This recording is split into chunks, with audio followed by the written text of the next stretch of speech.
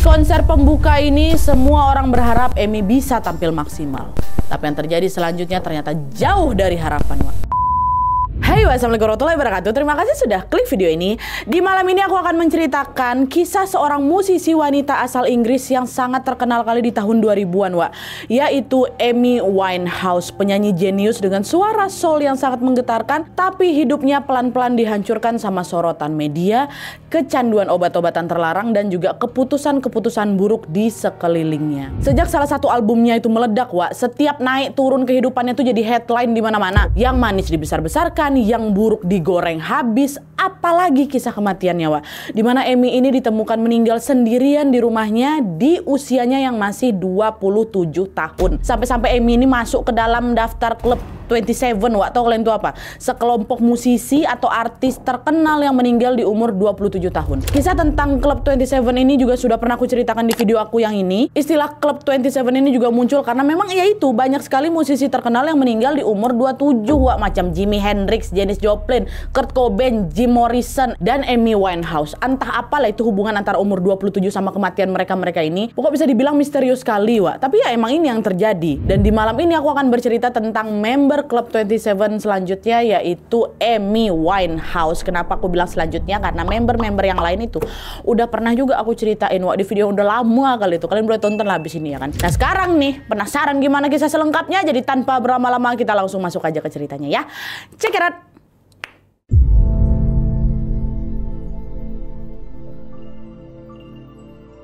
Oke, Wak, jadi Amy Winehouse. Amy Winehouse ini lahir di Southgate, London di tanggal 14 September tahun 1983 dengan nama lengkap Amy Jade Winehouse, Wak. Amy ini adalah anak bungsu dari pasangan Mitch dan juga Janice Winehouse. Dia punya satu kakak atau abang yang bernama Alex. Nah, keluarganya Amy ini terkenal memang suka kali sama musik. Musik itu tuh memang udah jadi bagian dari kehidupan mereka sehari-hari, Wak. Apalagi bapaknya si Amy ini, di samping pekerjaannya sebagai taksi driver, ayahnya ini juga sering kerja sampingan, Wak, jadi penyanyi. Ayahnya lah yang pertama kali ngenalin si Amy ke berbagai genre musik. Setelah dia kenal musik, Amy kecil ini suka menarik perhatian orang, Wak, dengan ya bernyanyi itu.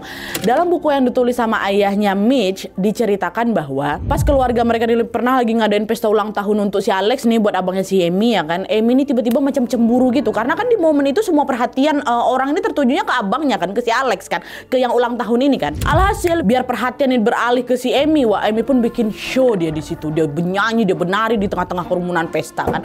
Kesal abangnya di situ. Hei, ini kan pesta ulang tahun aku, kenapa pula Amy yang caper? Di situ, Wak, Alex langsung disiramnya Amy pakai air. Ya, ngamuk si Amy, nangis-nangis dia di situ ya kan. Nah, sejak kejadian itu, Wak, kebiasaan Amy yang selalu pengen jadi pusat perhatian pun bisa dibilang makin menjadi-jadi gitu. Amy ini tumbuh jadi anak yang vokal, yang berani, yang nyentrik dan berisik kali kata bapak ya. Bahkan saking berisiknya dia, Wak, orang-orang tuh sampai manggil si Amy ini dengan sebutan Hurricane Amy atau badai Amy, saking berisik kali waktu itu. Nah tapi, Wak, di balik sosok Amy yang sangat aktif dan juga sangat berisik tadi, di masa kecilnya ternyata Amy ini juga menyimpan luka, Wak. Dimana pada tahun 1992, waktu umurnya baru 9 tahun, kedua orangnya ini tiba-tiba bercerai gara-gara bapaknya ketahuan selingkuh. Dan yang bikin makin kaget, Wak, perselingkuhan itu tuh terjadi sejak Amy ini baru berusia 18 bulan. Dari dia bayi itu loh, berarti selingkuhnya memang udah bertahun-tahun bapaknya. Nah, perselingkuhan dan perceraian orang tuanya inilah yang menjadi pukulan berat yang mengubah hidup seorang Amy Winehouse. Karena kan Amy ini dekat kali juga sama bapaknya kan, Wak, macam daddy's girl gitulah. Sejak kecil Amy ini selalu ngelihat ayahnya itu sebagai sosok family man kali gitulah, ayah yang selalu memprioritaskan keluarganya. Makanya Amy tuh bingung, kenapa kok bapakku tuh bisa selingkuh, bahkan sampai memutuskan untuk ninggalin ibuku untuk si selingkuhannya. Bukannya selama ini keluarga kami baik-baik aja gitu, bahagia-bahagia aja.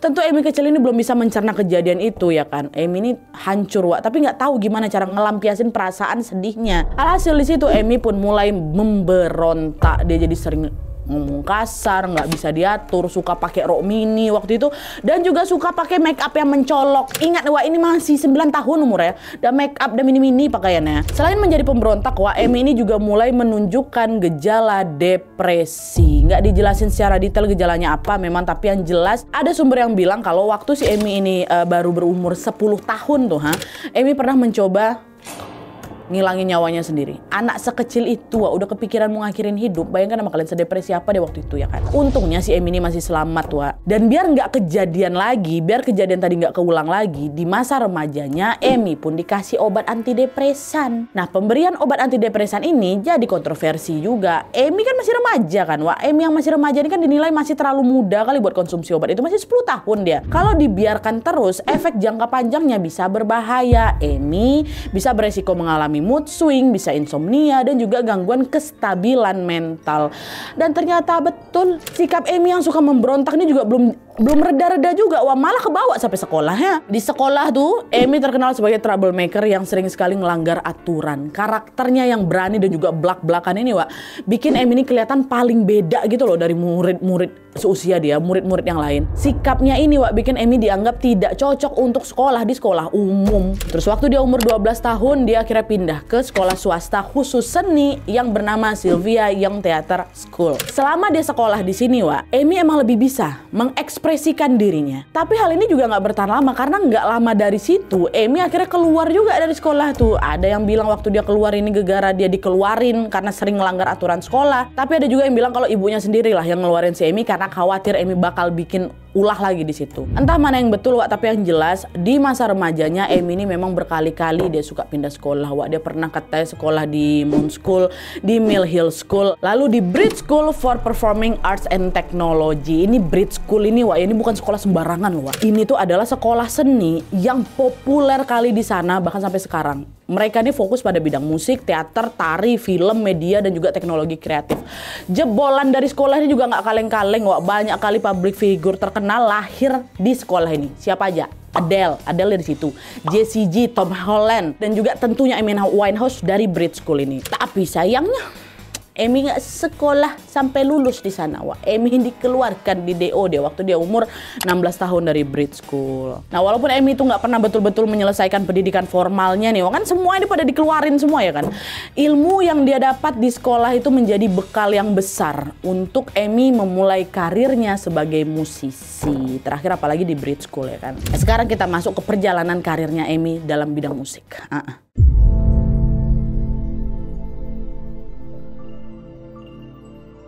Nah, jadi Wak, Emi kan memang udah suka kali sama musik dari kecil ya kan. Nah, pas si Emi ini berumur 14 tahun, ini mundur sedikit, Emi ini mendapatkan gitar pertamanya. Sejak saat itu, Emi makin hobi lagi bernyanyi sambil main gitar gitu kan. Nah, terus seiring berjalannya waktu, Emi ini mulai nyoba-nyoba bikin lagu sendiri dengan genre jazz dan juga soul. Ini memang genre favoritnya. Lalu di tahun 2000, waktu dia udah umur 17 tahun nih, karirnya makin berkembang lagi karena Emi terpilih menjadi vokalis unggulan di grup nasional Youth Jazz Orchestra. Ini salah satu orkestra jazz yang paling bergengsi juga di sana, Wak. Nah, dari sini bakat bermusiknya Emi makin terasah. Nah, terus salah satu sahabatnya yang bernama Tyler James sadar nih, Wak, kalau Emi ini punya bibit buat menjadi bintang gitu. Akhirnya si Tyler ini ngirim demo tape-nya si Emi itulah ke A&R.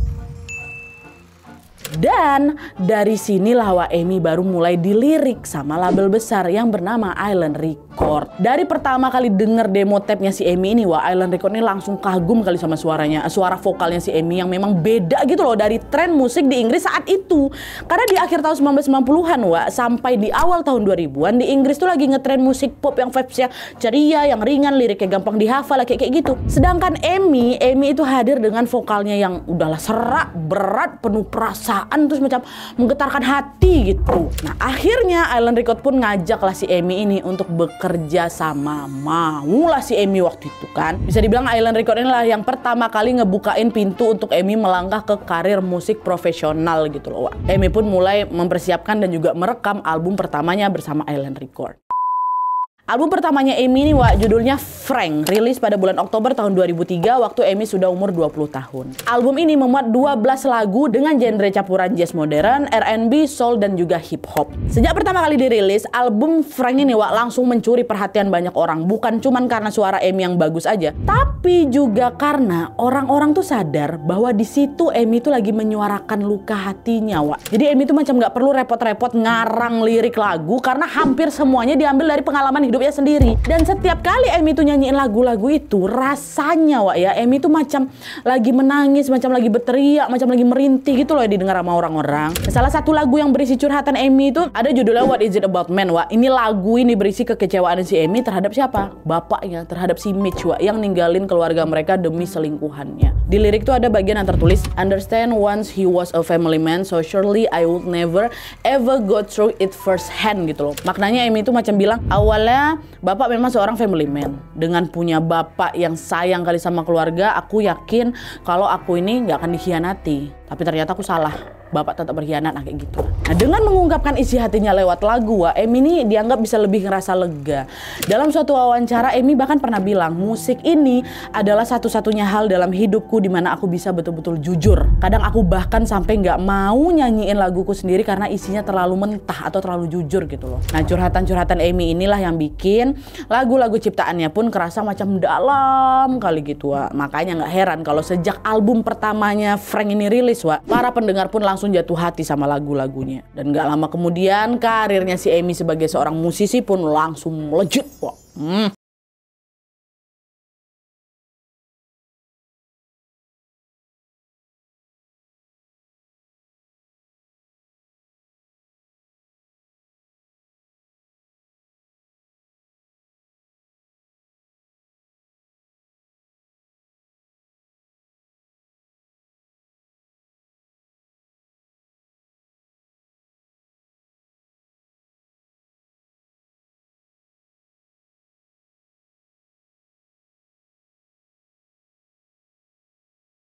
Album ini terjual sebanyak 16 juta kopi, Wak. 16 juta kopi. Back to Black pun ditetapkan sebagai salah satu album dengan penjualan tercepat dan terbanyak pada masa itu. Lewat album ini, Wak, Emi langsung jadi musisi go internasional gitu loh. Selain mendatangkan popularitas, Wak, album Back to Black ini juga mengantarkan Emi ke penghargaan musik paling bergengsi di dunia, yaitu Grammy Award. Di mana di tanggal 10 Februari 2008 nih, Wak, ya, dalam acara Grammy Award yang ke-50 tahun, Emi berhasil memenangkan 5 kategori penghargaan sekaligus. 5. And the Grammy goes to Amy Winehouse. Kategori Best New Artist, Record of the Year, Song of the Year, Best Female Pop Vocal Performance, dan juga Best Pop Vocal Album. 5 diborong sama dia.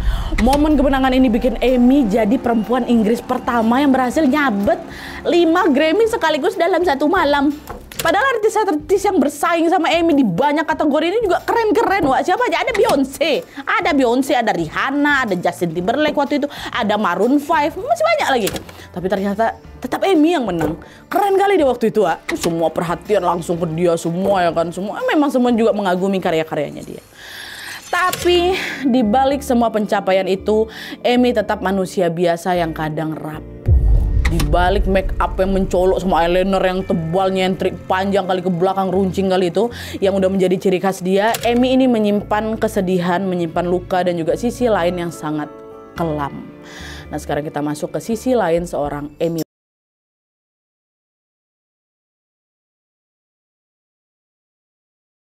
Nah, jadi, Wak, kalau kita flashback lagi ke masa kecilnya si Emi, dia ini kan pernah terguncang hebat gara-gara perselingkuhan bapaknya, ya kan. Emi nggak tahu gimana caranya sembuh dari luka itu. Makanya sejak kecil Emi ini mulai menunjukkan gejala depresi. Emi berusaha coping dari depresinya, Wak, dengan itulah dengan main musik. Tapi Emi nggak tahu kalau dunia musik juga ternyata nggak seindah yang dia bayangkan. Pas karirnya mulai melejit, Wak, Emi kaget karena hidupnya tiba-tiba jadi sorotan media.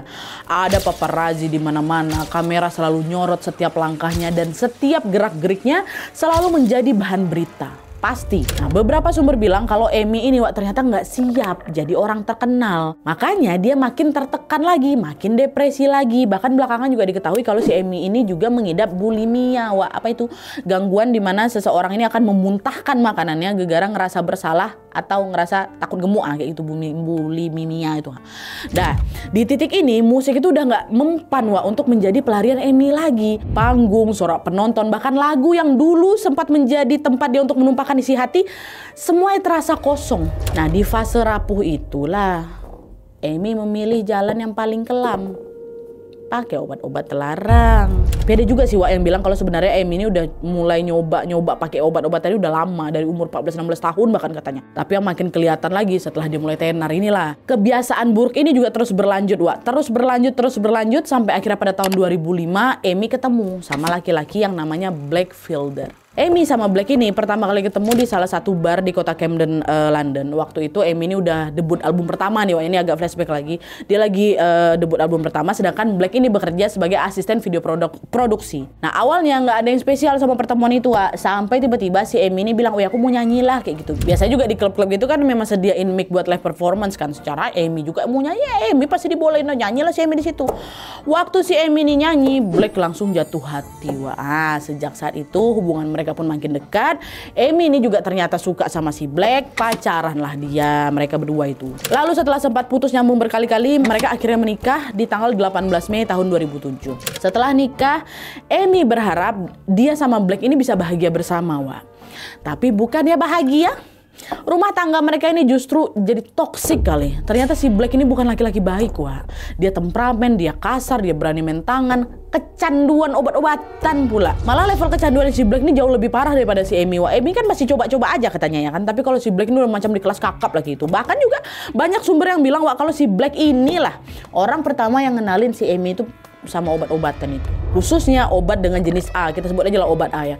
Nah obat A ini Wak termasuk salah satu obat yang paling adiktif kali di dunia. Dan sejak Blake itu ngasih tahu Amy gimana cara make si obat itu, hanya dalam hitungan minggu Wak, Amy tuh langsung kecanduan sama obat A ini. Dari situ Amy sama Blake ya makin sering make bareng lah ya kan. Pastinya kebiasaan jelek ini bikin kondisi mental mereka sama-sama jadi nggak stabil. Mereka pun jadi sering bertengkar, adu mulut, sampai pernah baku hantam orang berdua tuh Wak. Rumah tangganya dengan Blake yang chaos inilah Wak, yang juga katanya menjadi inspirasi tanda kutip bagi si Amy dalam menciptakan album yang kedua tadi tuh loh, yang Back to Black tuh ha. Di album itu Amy ini banyak sekali cerita soal perasaannya ke Blake dan juga hubungan mereka yang sangat toksik itu. Semua banyak dikeluarin di album kedua. Nah seiring dengan rumah tangganya yang makin kacau balau ini Wak, Amy mulai ngelampiasin emosinya dengan ngelakuin hal buruk lain, yaitu self atau melukai dirinya sendiri. Di berbagai liputan yang nampilin foto-foto Amy Wak, terlihat jelas ada banyak sekali luka sayat warna merah di lengan dan juga di tangannya si Amy. Di sini media ini juga pasti ngeselin kali. Kalian pernah dengar gak Wak kalimat berita yang buruk adalah berita yang baik? Ngerti kan maksudnya?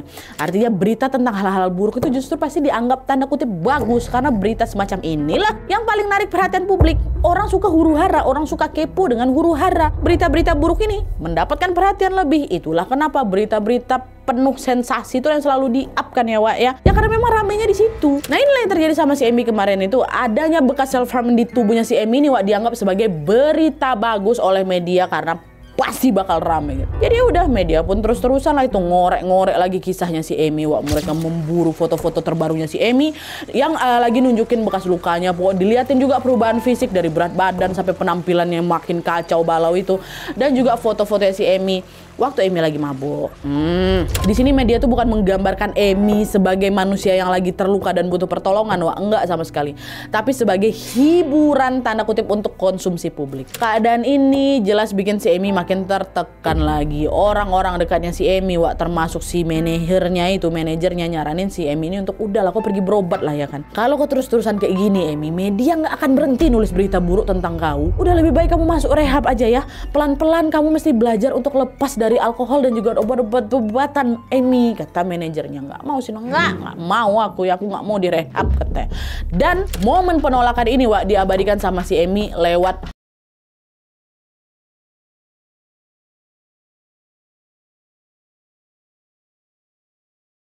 I ain't got the time and if my daddy thinks I'm fine. Mereka nyuruh aku rehab, tapi aku nggak mau. Aku memang lagi di titik gelap ini, tapi aku bisa bangkit lagi kok. Toh, ayahku bilang kalau aku baik-baik aja. Bapaknya ngomong kayak gitu Nadia. Iya memang Wak. Jadi konteksnya di sini nih, orang tua si Amy Mitch sama Janice ini kan memang udah bercerai dari kecil kan Wak ya. Tapi seiring berjalannya waktu, walaupun udah bercerai, Mitch ini tetap hadir di hidupnya si Amy sampai si Amy ini dewasa dan terkenal. Bapaknya masih datang Wak. Bapaknya selalu ngejaga dia lah gitu. Mitch ini juga sering sekali terlibat dalam keputusan-keputusannya. Termasuk waktu manajernya si Amy itu nyaranin si Amy buat rehab. Di situ si Mitch ini menilai waktu itu Amy belum perlu rehab. Di beberapa wawancara juga Mitch beberapa kali juga menegaskan menegaskan Wak kalau Amy belum perlu masuk rehabilitasi. Di wawancara dia ngomong kayak gitu. Padahal di titik itu Amy itu udah parah kali Wak. Orang dia sering manggung sempoyongan kok gara mabok. Nah dari situlah orang-orang percaya kalau Mitch ini nggak mau Amy masuk ke rehab karena takut nanti penghasilnya berkurang. Amy kan harus manggung Wak. Kalau dia rehab kan dia nggak bisa manggung. Mau dapat uang dari mana? Nah jadi Mitch itu kelihatannya lebih khawatir sama karirnya si Amy Wak daripada kesehatan anaknya sendiri. Dugaan itu muncul karena sejak Amy terkenal Wak, ayah itu sering tiba-tiba muncul di TV itu loh katanya. Ayahnya cerita soal gimana cara dia membesarkan si Amy. Orang dia ninggalin Amy waktu kecil malah untuk selingkuhannya. Itulah kenapa orang-orang nganggap Mitch itu cuman pansos saja atau cuman manfaatin ketenaran anaknya aja. Nah di tengah tekanan keluarga yang makin besar ini, Amy juga harus berhadapan dengan tekanan dari pihak label musiknya sendiri Wak. Siapa tadi? Island Record. Labelnya nih akhirnya ngancam dia, mungkin dia capek juga mereka kan. Ini udah kali berapa Amy kau manggung sambil mabuk ha? Itu nggak bagus loh buat kau. Image kau kayak gimana? Image kami juga kayak gimana? Pokoknya nih sebelum kau sembuh dari kecanduan alkohol sama obat-obatan kau nggak boleh manggung dulu ya, kata si manajemen. Nah dengar itu Amy nurut dia Wak. Tapi sayangnya sebelum Amy betul-betul pulih dari kecanduan itu, ada peristiwa mengejutkan tiba-tiba terjadi.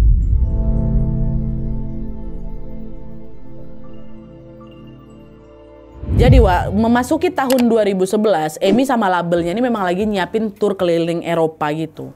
Tapi sayangnya kondisi Amy itu ya tadi itulah lagi memang nggak bagus. Kecanduannya terhadap alkohol sama obat-obatan itu kumat lagi. Berat badannya juga turun drastis dan Amy ini sering nggak nyambung gitu loh kalau diajak ngomong. Tuh ya nggak bisa manggung kalau kondisinya kayak gitu ya kan. Nah di sini manajemen sama tim medis pun langsung ngasih Amy ultimatum tadi tuh Wak. Kalau kau nggak mau rehab, tur ini bakal kami batalin katanya. Nah waktu itu Wak, barulah Amy itu sadar kalau kayaknya iyalah aku harus nurut sama mereka lah. Reputasi aku bakal hancur nih kalau tur ini gagal. Nurut si Amy di situ Wak, mau dia direhab. Di bulan Mei tahun 2011 masuklah kan si Amy ini ke pusat rehabilitasi namanya The Priory Clinic di London. Baru beberapa hari di sana nggak betah.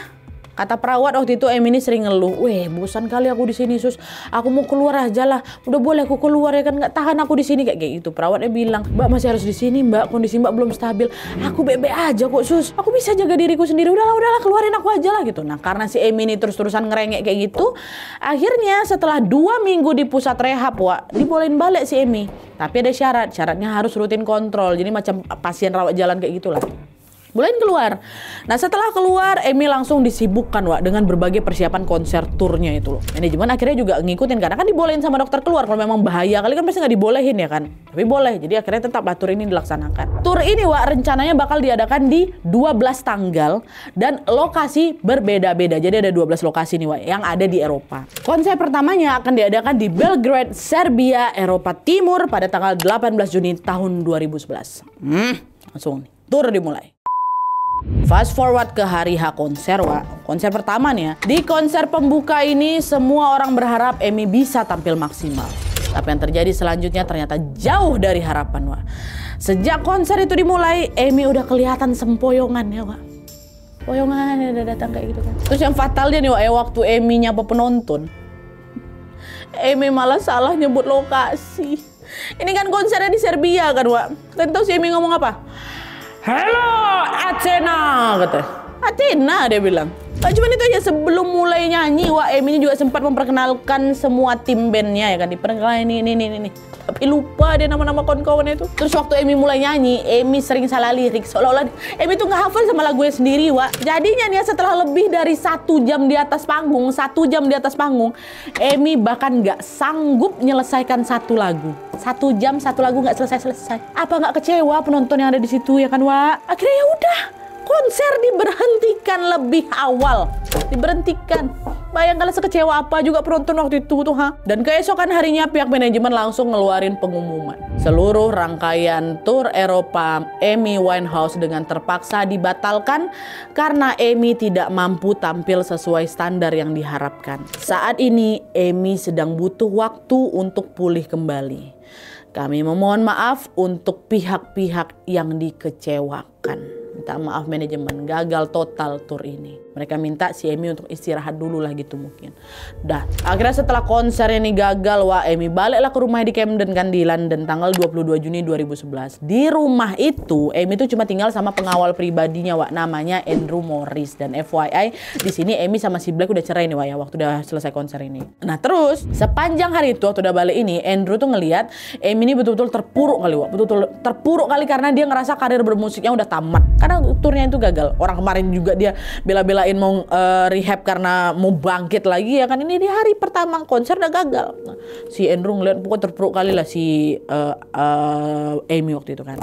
Nah terus sebulan setelah konsernya dibatalkan, wah Amy udah mulai susah dihubungi nih. Dan dia macam narik diri gitulah dari pergaulan. Karena khawatir ibunya Janice datanglah ini ke rumahnya si Amy tanggal 22 Juli 2011 sekitar jam 2 siang.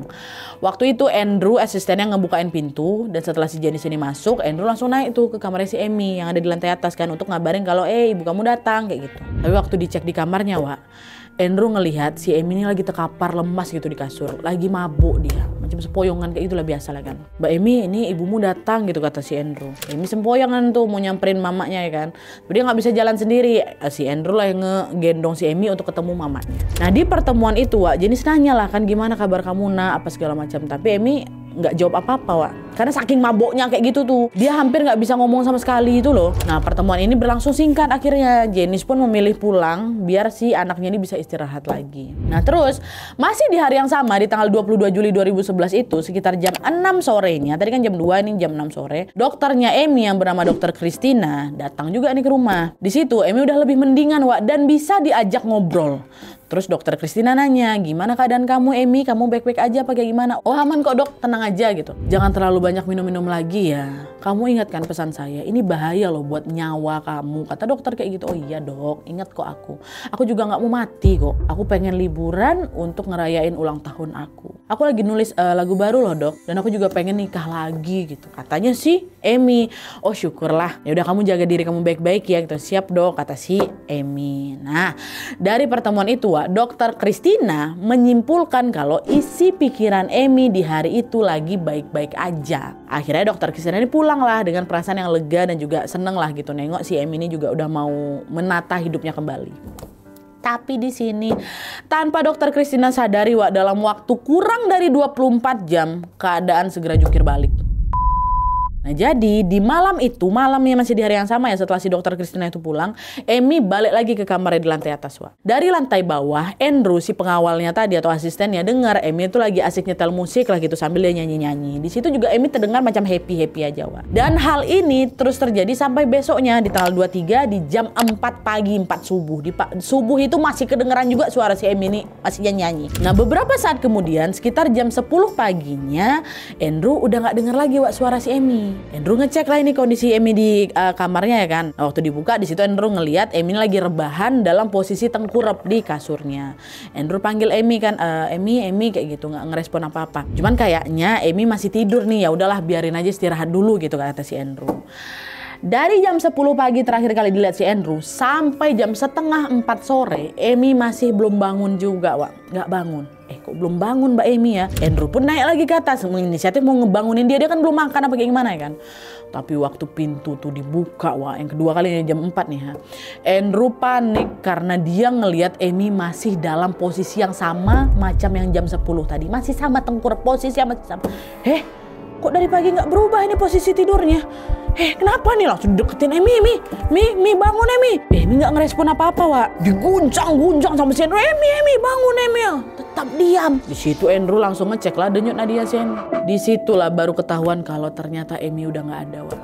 Amy meninggal di usianya yang ke-27 tahun, lagi sendirian di kamarnya. Nggak ada yang nemenin Amy di detik-detik terakhirnya. Amy berpulang dalam kesunyian. Meninggal dia. Saat itu juga Andrew langsung manggil ambulan, wah. Polisi datang, ambulan datang, dan setelah jasadnya diperiksa, tim medis bilang kalau Amy meninggal karena keracunan alkohol berat. Kadar alkohol di darahnya si Amy itu mencapai 416 mg per 100 mili atau 5 kali lipat lebih banyak dari batas legal mengemudi di Inggris. Tim medis bilang kalau kadar alkohol sebanyak itu bisa bikin si pengkonsumsi ini bakal kesulitan napas, fungsi organ-organnya juga bisa berhenti, dan akhirnya bisa meninggal dunia. Inilah terjadi sama si Amy, Wak. Pada beberapa minggu sebelum kematiannya, Amy itu sempat berhenti minum loh, Wak. Cuman tak kenapa di malam sebelum dia meninggal, Amy malah minum lagi dan langsung dalam jumlah banyak pula. Jadi badannya yang semula sempat bersih itu nggak siap buat nerima lonjakan alkohol yang sebanyak itu karena dia banyak minumnya sebanyak itu.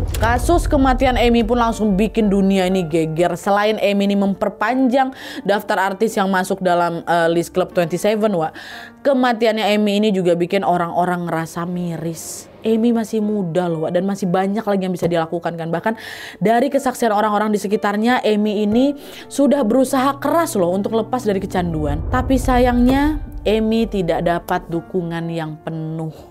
Dan di saat yang sama juga media juga terus mengeksploitasi berita tentang dirinya. Kalau Amy itu punya support system yang baik, Wak, mungkin hasilnya bakal beda ya kan. Tapi gimana pun itu semua sudah terjadi, Amy sudah pergi dan yang tertinggal hanya kenangan serta lagu-lagu ciptaannya. Amy pasti akan tetap hidup di dalam ingatan semua orang yang suka sama karyanya, yang juga cinta sama dia. Yeah, one of them tried to mold me into a big triangle shape and I went, no. Oke, Wak, jadi itu tadi kisah tentang Amy Winehouse. Kompleks sekali ya, Wak ya. Perjalanan ini udah membawa Amy jadi musisi yang populer dan berbakat. Tapi setelah kita nyimak lagi kisahnya sejak kecil, ternyata Amy ini bukan cuma seorang penyanyi, dia lebih dari itu. Amy ini adalah seorang perempuan yang lagi berjuang lawan lukanya. Ya kan, Amy tumbuh tanpa sosok ayah yang utuh. Amy mencari cinta di tempat yang salah. Dan Amy menyalurkan seluruh rasa sakitnya lewat musik. Lagu-lagu ciptaan Amy ini memang terdengar indah, Wak. Tapi bagi Amy semua lagu itu ya macam buku diarinya gitu loh. Di sana Amy bisa nangis, teriak, minta tolong, dan jujur tentang apapun yang dia lagi rasain. Dari kisah Amy ini, Wak, kita tahu kalau ternyata orang yang lagi terpuruk tuh nggak selalu kelihatan sedih ya, Wak. Amy contohnya, dia mengatasi luka dengan pura-pura jadi berani, nyentrik, blak-blakan. Bahkan pas masuk rehab pun Amy ini masih ngotot kan, bilang kalau aku nih bebe aja gitu. Kadang manusia tuh memang nggak sadar, Wak, kalau sebenarnya dia tuh memang lagi butuh ditolong. Ini jadi tugas kita untuk belajar peka sama lingkungan sekitar. Barangkali nih, Wak, ya, di sekitar kita juga ada Amy-Amy yang lain kayak gini. Atau mungkin tanpa kita sadar, diri kita sendiri juga pernah kayak gitu. Sesekali ambillah jeda untuk dengarkan isi hati kalian, Wak. Kalau misalnya lagi capek, yuk istirahat. Kalau lagi sedih, nangis ya, Wak, nangis saya nggak apa-apa. Doaku selalu sama, semoga kita selalu dalam keadaan baik dimanapun kita berada. Amin ya rabbal alamin. Oke, Wak, jadi sekian dulu videonya. Terima kasih banyak yang sudah menonton. Kalau kalian suka video ini, klik like-nya. Jangan lupa komen di bawah untuk ide dan saran-saran tulis selanjutnya. Jangan lupa nyalain notifikasi ya supaya kalian tahu kalau aku upload video baru. And as always, jangan lupa untuk klik tombol subscribe supaya kalian sama-sama tahu informasi menarik dan menegangkan dari channel aku. See you next video, Wak. Bye.